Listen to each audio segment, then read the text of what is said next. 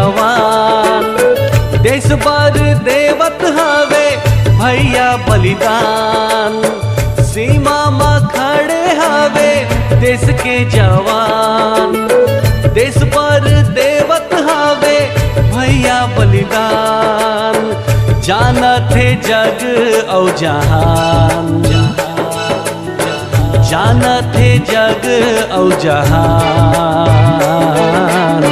भारत देश मोर महान, भारत देश मोर महान।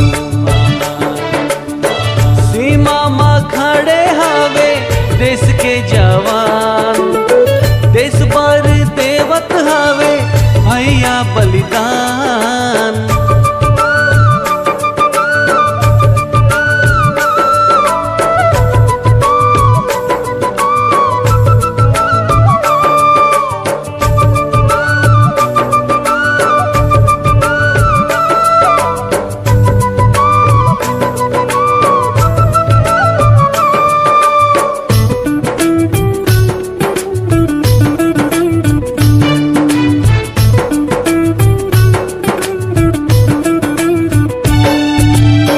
हमन के सुरक्षा बर जगे दिन राती।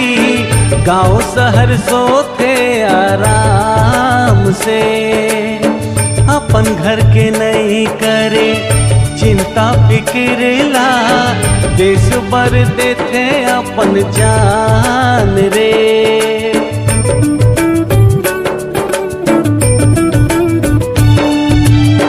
हमन के सुरक्षा बर जगे दिन राती। गांव शहर सोते आराम से। अपन घर के नहीं करे चिंता फिक्रला। देश बर देते अपन जान रे। सीमा में खड़े हवे देश के जवान। देश बर देवत हवे भैया बलिदान।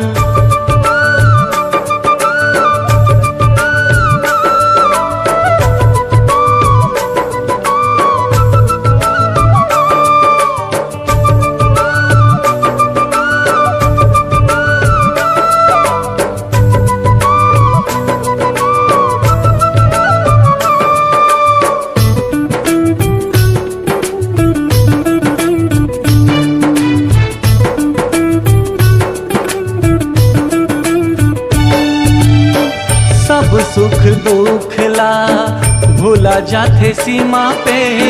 चारों पहर रही थे तैनात रे। देश के फौजी हमर हवे महान वो। देश के सेवा में लगा थे जी जान रे।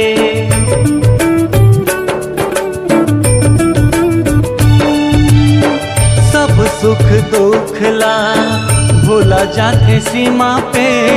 चारों पहर रही थे तैनात रे। देश के फौजी हमर हवे महान वो। देश के सेवा में लगा थे जी जान रे। सीमा में खड़े हवे देश के जवान। देश बर देवत हवे भैया बलिदान। सीमा में खड़े हवे देश के जवान। देश बर देवत हवे भैया बलिदान। जानत है जग और जहान, जानत है जग और जहान। भारत देश मोर महान, भारत देश मोर महान।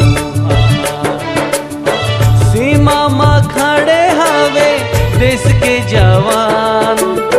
देश बर देवत हवे भैया बलिदान। जानत है जग और जहान। भारत देश मोर महान,